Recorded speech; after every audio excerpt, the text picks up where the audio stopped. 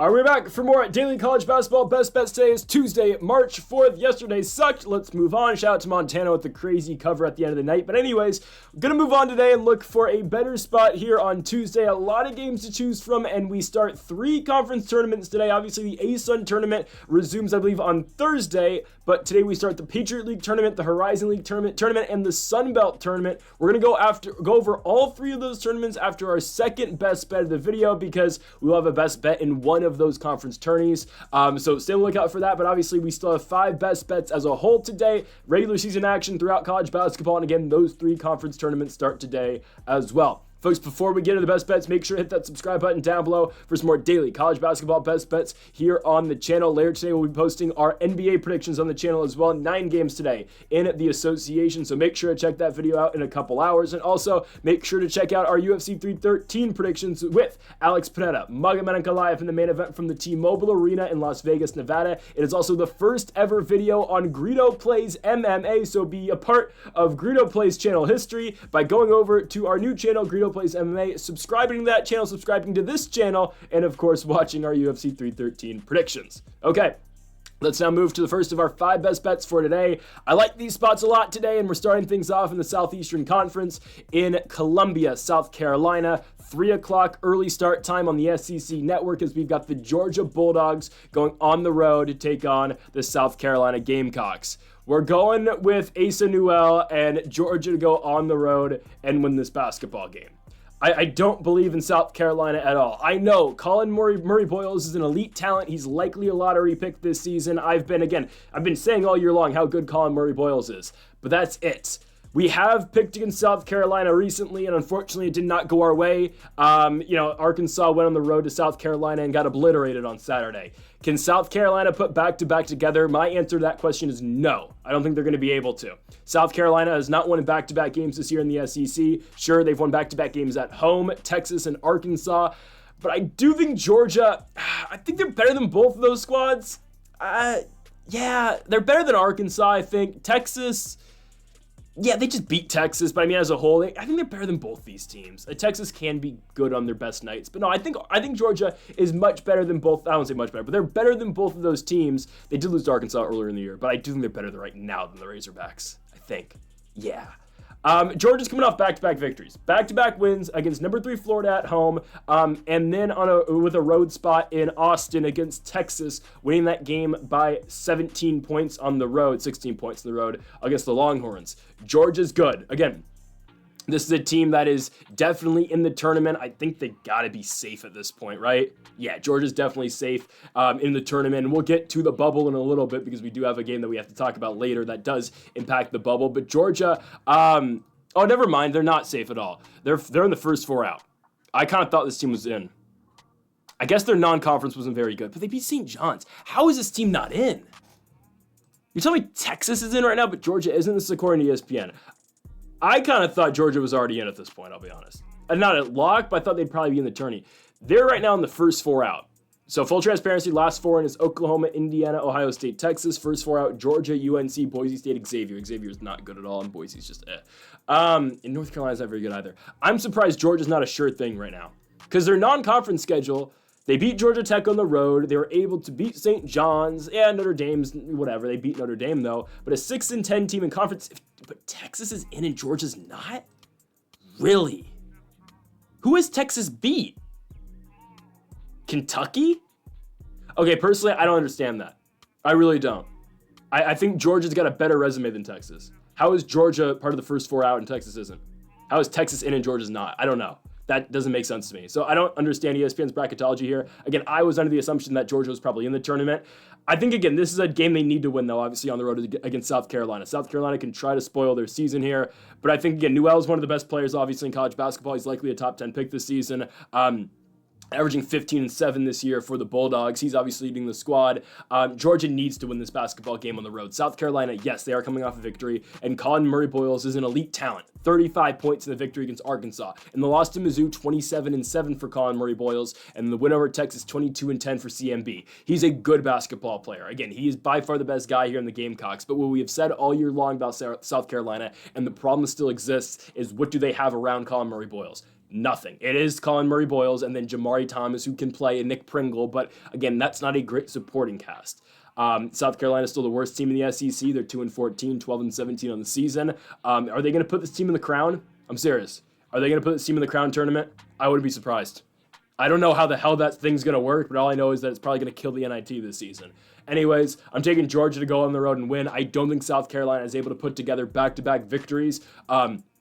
Especially in the SEC, obviously. Yes, they looked really good against Arkansas, but Georgia needs to win. And the Bulldogs are playing with so much momentum right now. Yes, they lost 4 in a row, but think about who they're losing to. Mississippi State, A&M, Mizzou, Auburn. They win at home against Florida. They win on the road at Texas. Those are huge victories. If they can beat South Carolina on the road and they can beat Vandy this weekend at home, I would expect Georgia to be pretty close to a lock.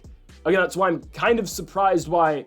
I don't understand ESPN's bracketology. How is this team not in Texas is right now? I'd say Georgia should be in over Ohio State. I think, yeah, they should be. Maybe not IU. Maybe IU too. I'm surprised. Again, I just think the easy swap here is Georgia should be in currently and Texas shouldn't. But anyways, I'm taking Georgia to go on the road to South Carolina. It's a must-win spot, and I don't think South Carolina is able to put back-to-back wins together. And I think Georgia's the better basketball team. So give me the Bulldogs in the road in South Carolina. We move on to our second game of the video, and yes, this is the Patriot League matchup here, so we'll get to, again, the Patriot League, the Horizon League, and the Sun Belt Conference in a second. Obviously, all their tournaments after we predict this game or give you a best bet for this game. We've got a matchup here between the 8th seed in the Patriot League tournament, which is Loyola, Maryland, the Greyhounds, as they will be hosting Lee. Again, I'm pretty sure the Patriot League tournament's all at... I don't think there's any neutral sites. I'm pretty sure all games are hosted by the higher seed. So yeah, this game's at Maryland. It's in Maryland. It's just kind of like the ASUN tourney, obviously, where the higher seeded team gets to host. And we're going to take Loyola, Maryland at home. I think it's an easy pick. I really think it is. They've beat Lee twice this season. Loyola, Maryland, sure, they have not been good recently, but they beat this team twice. Lee, it's not like they're all that great either. Yeah, they're coming off a win over Army, but it was a game that didn't matter at all to Army. They were stuck, I believe, regardless as the...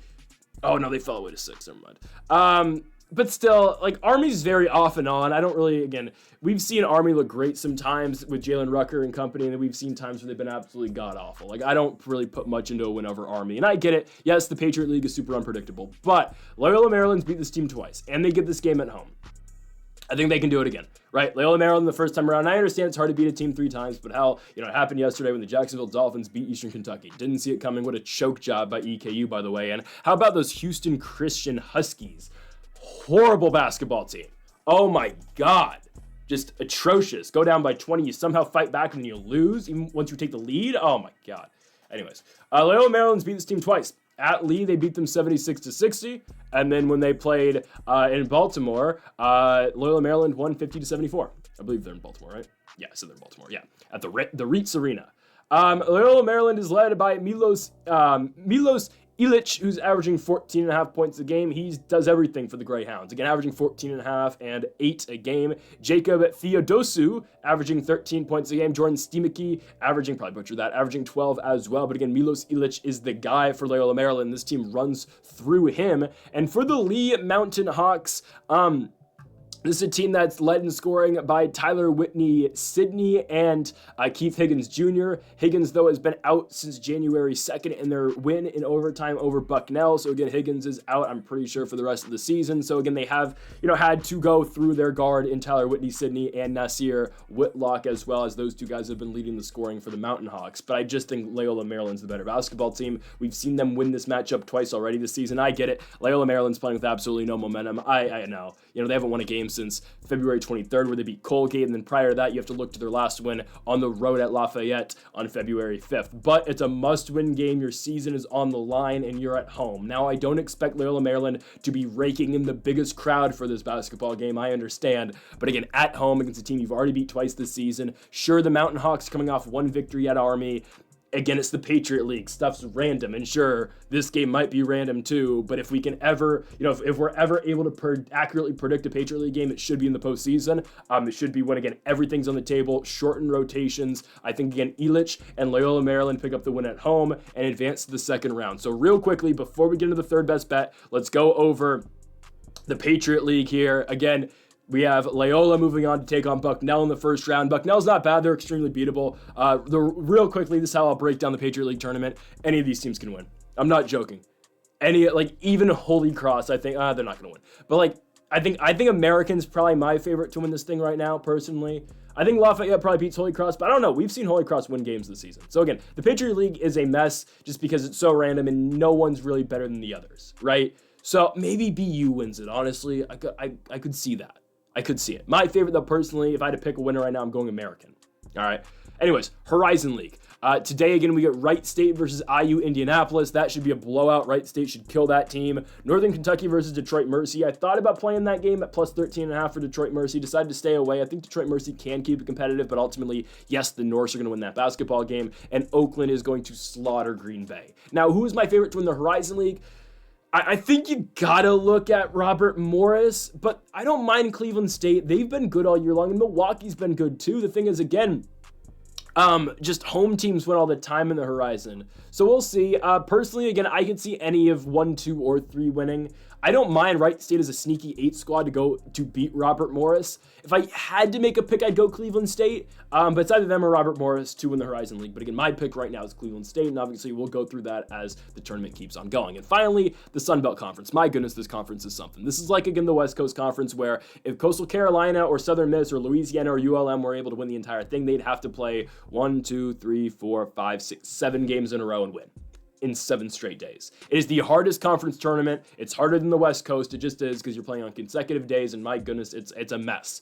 Now, I did think about picking Coastal Carolina today at plus money. If I had to guess, I think Coastal goes and beats Southern Miss. Louisiana, the Raging Cajuns, I think will definitely beat ULM. Now, who's the favorite to win the Sun Belt Conference? You gotta look at the 1 and 2 seed. I think it's James Madison, personally. I think they are my top pick to win. Outside shot, I could see maybe, I know they're just a 4, but I could see Arkansas State taking it. But again, for me, it's probably JMU, South Alabama. I could see Arkansas State getting it, but personally, again, my pick to win the entire thing right now is the James Madison Dukes. But I would love to see a team like Coastal go all the way. They don't have any chance, don't get me wrong. That team's horrible. I think they will beat Southern Miss today, but again, those are not best bets. Those are just my predictions, obviously, for the tournament. But again, if they were a best bet, I would have played it in this video. Okay, let's go back now to our best bets. Oh, that's, God. Anyways, we go on to the Mountain West. Nevada at home against New Mexico. Give me the Lobos. All right, guys, I know we've picked the Lobos quite a bit, but hear me out. They're due for one on the road. I still think this team can make a run in the tournament. I honestly still believe that. Now, we're going to go to ESPN's bracketology right now and see where they have New Mexico in the tourney right now. Because, again, I mean, they have Texas in over Georgia right now. They got New Mexico as at 8 playing UConn in the first round. Oh, God. I still think New Mexico beats UConn, full transparency. I get it. Oh, Solo Ball, Liam McNeely. I'm still taking New Mexico to beat UConn in the first round. We'd get great plus money for that spot. I hope it happens. But then they have to play Duke in the second round, which I don't like. So I hope New Mexico can find their way to a 7 seed. I don't think they're going to, obviously, because of their recent losses. Now, again, the point I'm going to make with this pick is that they are so due to win one on the road. They are so due to get one. And it's not like Nevada is some world beater. They're not. The Wolfpack are 8-10 this season. They've lost 3 of 4. They're coming off a road loss in Las Vegas against the Rebels. Their only win out of their last 4 games is over the Wyoming Cowboys, and you know, again, Wyoming is not very good. Nevada played New Mexico the first time around in the pit. Obviously, that was the Nelly Jr. Joseph game winner on the floater. Crazy game in the 1,000th game ever played at the pit. But they've just been okay this season, but they really struggled against the elite teams. Let's listen to the teams that Nevada's beat this season. Wyoming in the Mountain West. Wyoming, Fresno, San Jose, Air Force, UNLV at home, San Jose, Air Force, Fresno. Their only half-decent win is UNLV. And UNLV, they're good, but they're not elite in the conference. Elite in the conference is obviously New Mexico, Utah State, those two. And then the really good teams are San Diego State, slight gap, Boise, and then Colorado State, right? UNLV's a mid team, but that's their best win. Nevada has not been able to put together a win like that yet. Now, New Mexico, I think they've pretty much clinched at this point. They beat Air Force at home in the pit over the weekend. That should get them in regardless of what happens, again, for the rest of the regular season and in the Mountain West tourney. I still think New Mexico can win the Mountain West tournament, but again, ultimately, that's not going to matter for them all that much. Again, if you've watched the channel before, you know how much I think, or how highly I think of Donovan Dent. I think he's one of the elite point guards in all of college basketball. I think Nelly Jr. Joseph's a guy played at Iona who doesn't get talked about enough. You know, Nelly Jr. Joseph averages 13 and 11. He's a great player. I think Mustafa Amazil is bad. Let's be honest with you guys. Now, obviously, you know, you got to be somewhat of a basketball player to get to New Mexico. Amazil's been just so ice cold recently. They need True Washington to start showing up. Same with CJ Noland. Barichevin has been good. He has recently. Milikovic has actually been Milikovic has been really good too recently. It's just Amazil, who averages 12 points a game, has been shooting ice cold. He goes 0 for 8 from the field and he scores 2 points. Like, they need to get him going. Obviously, I don't know. Again, Milikovic and Barichevin, I'm butchering his name, and Flip, they've been playing much better than at least Amzil has at the 3 or the 4. So I think Donovan Dent obviously is enough to win this game. Donovan Dent and Nelly Jr. Joseph are. Yes, they played a competitive game the first time around against Nevada, but New Mexico's been much better since that spot. And Nevada, again, they've just been good enough just to lose. And that was apparent in the other game, obviously, against UNLV. Again, good enough just to lose. If my camera can focus one time, my goodness. You know, they've got players. Nick Davidson's good. Kobe Sanders has put up 3 straight really good performances, 25, 28, 30 in the loss to UNLV. But again, Nevada, good enough just to lose. That's been the theme of this season. And that was the theme at the start of the Mountain West play. Every game was like, oh, there's something that happens to Nevada and they lose. I mean, obviously, again, I've always thought the Wolfpack are better than their record says, but they haven't been able to do anything. So I'm not going to trust them to go here, win at home against New Mexico in Reno. And my thing again with New Mexico is they're too good to not win a huge road spot. They did it at Logan against Utah State earlier in the year, but back-to-back against Boise and at San Diego State, they're too good to lose 3 in a row on the road. They're going to beat Nevada, their final road game of the season. I expect Donovan Dent to have a big night. I expect Nelly Jr. Joseph to have a big night, and we are taking the New Mexico Lobos to go on the road to Reno, Nevada, and beat UNR and take down the Wolfpack. We move on to our 4th best bet of the video. If you've been watching, you know I've been waiting for this spot. Thank goodness we get it right now. The Indiana Hoosiers are going to punch their ticket to the NCAA tournament. They can't officially do that right now, but I think they wouldn't be a lock, but pretty damn close. The Indiana Hoosiers are going to Eugene, Oregon, and they are beating the Oregon Ducks. No, not just covering. We are going to play cover. We're going to play, we're going to play the spread and we're going to play the money line too. But I think they go into Oregon and win. Yep, I believe it. Since Mike Woodson's announced he's stepping down / retirement, this team's actually started playing good basketball again. And guys, the matchup, I said it when we picked Indiana to go to Seattle and beat the Washington Huskies. I felt so good about that game. What happened? Indiana dominated in Seattle. The matchup to watch tonight is Omar Ballo versus Nate Biddle, and Omar Ballo is going to destroy Nate Biddle underneath. Yeah, he's tall. Everybody's tall. Omar Ballo is just the better center. He is better than Nate Biddle, trust me. This is going to be a type of game. I'm not telling you Nate Biddle's going to put up a goose egg like he did against Minnesota, but it's going to be a game like that. They are going to take him away. And again, Nate Biddle hasn't been the guy for Oregon recently scoring-wise, but obviously still a part of that rotation. Well, obviously still part of the starting lineup and still a major part of this team. It's been Jackson Shelstad more recently who scored a lot, but again, Biddle, though, with 21 points in the Iowa win and 23 points in the Wisconsin victory on the road. Yeah, Oregon's won 5 in a row. This team's not good enough to win 6 in a row. They're going to lose a game eventually. And who needs this game more? Obviously, it's Indiana. Oregon, unfortunately, we're going to have to watch them in the NCAA tournament. And they're going to be a first-round exit. They're going to be a 6 or a 7, likely 7 seed. And they're going to lose to whatever great 10 seed they match up against. Real quickly, let's see who Bracketology has them playing. Oregon. Drake in a 5-12 matchup. My goodness, I would hammer Drake. Drake money line. Not Opry Graham. Damn it, no, I didn't mean that. The Drake Bulldogs, we'd be all over that line. Drake going and beating Oregon. Anyways, Indiana's going to get this one. Omar Ballo again is going to take away Nate Biddle. Jackson Shelstad, yeah, he can play. He can hoop. But Indiana's seen some good players recently involved, and obviously they found ways to win. Trey Galloway. Proven me wrong. Trey Galloway's playing really good basketball right now. How about Malik Reneau? Big game against Washington. Obviously, huge, huge presence off the bench for this basketball team, but he's playing phenomenal basketball. And again, Indiana's winning games without Mackenzie Mbako really doing anything. Which again, Mackenzie Mbako to start the season was supposed to be a late first round, early second round pick. I think he's worked his way out of getting drafted to this point. Again, he'll end up on somebody's summer league squad and someone's G League team, but I don't even know if Mbako's going to get picked. Maybe he should go back to school if we're being honest with ourselves. I think that would benefit Mbako a lot, Again, we talked about Trey Galloway being great.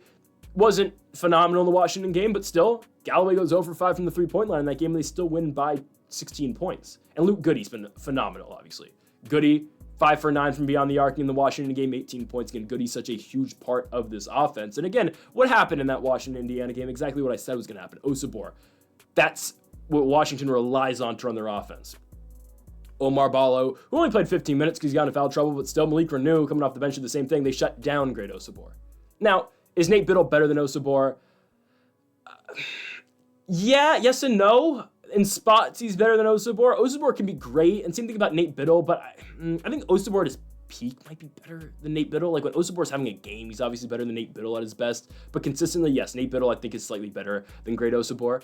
And the thing with Osabor is, everything is centered around him at Washington. Biddle, obviously, these other guys at Oregon. Anyways, we said Ballo was going to take away Osabor. What happened? Ballo/Renaud did, and the same thing's going to happen tonight against Nate Biddle. Give me the Indiana Hoosiers. They need to win. Again, they're on the bubble right now. They are currently the third to last team in. Again, ESPN's bracketology is kind of messy, but I think, again, if they can win this game and if they can, get a game at home against Ohio State on either Sunday or Saturday that they are expected to win as well, there's no denying the Hoosiers in the tournament anymore. Give me the Indiana Hoosiers to go on the road to Eugene, Oregon. You can take the spread. I'm playing both the spread and the money line. Give me the Indiana Hoosiers to go on the road and take care of business up in Eugene, Oregon. Indiana punches their ticket, kind of, in the NCAA tournament with a win in Eugene, Oregon.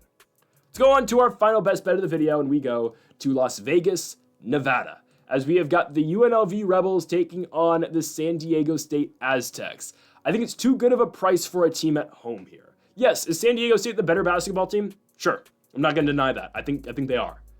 UNLV has beat San Diego State earlier this season at Viejas in San Diego, obviously. They beat them by 8 points. After that game, they proceeded to lose 5 in a row. Wyoming, New Mexico, Utah State, Nevada, Boise State. What have they done since? They have won 5 of 6 games. Now, the wins aren't the most impressive. Let's just be honest. Wyoming, Air Force, Fresno State lost to Colorado State, wins over San Jose State and Nevada. But the Nevada win and the dominance that they beat the Wolfpack the other night was impressive. It was. We don't even need them to win tonight. Now, again, 3.5, you're kind of hoping they win too, but the official play here is plus 3.5 UNLV. I'm personally not even going to play the money line because, yeah, they could definitely win, but the safe bet here is the 3.5 points for UNLV. I expect this game to go down to the wire. I expect it to be a very close basketball game. San Diego State, again, a team that we expect to be in the NCAA tournament. I think they're kind of safe at this point. I think the win against New Mexico put them in, and they were able to go to Laramie and beat the Wyoming Cowboys, which I get it. Wyoming's not the best team, but they were able to go on the road and win. That should probably get San Diego State in. Even if they were to lose to both UNLV and Nevada and even be a first-round exit in the Mountain West tournament, I think the Aztecs are good. I think they're getting in.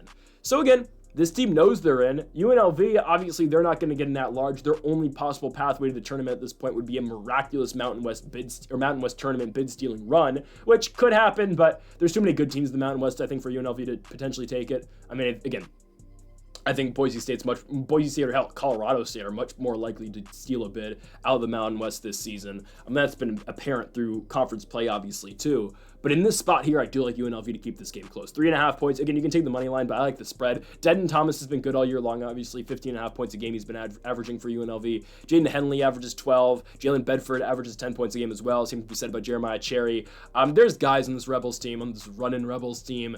They, I think, should be able to keep this game close. Again, they won the first matchup, and that doesn't mean everything, obviously, but going to Viejas and winning the game by 8 points, again, that does matter. The Aztecs got players too, right? Nick Boyd averaging 13, Miles Bird averaging 13, BJ Davis and company. They've got good players, obviously.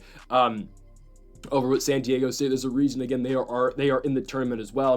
Jared Coleman-Jones has been pretty good recently in his last couple games too. The senior, 12 points in back-to-back games. He's really killing UNM in some of their spots last Tuesday and in the win over Wyoming too. But ultimately, I do like the running Rebels to take this game. Again, it's just a matter of the game was on the road for San Diego State. It looks like, again, with their last 2 victories, they should be in the tournament. Again, and even if they don't win this game, again, they get Nevada at home on Saturday, and I expect San Diego State to beat the Wolfpack at home, definitely.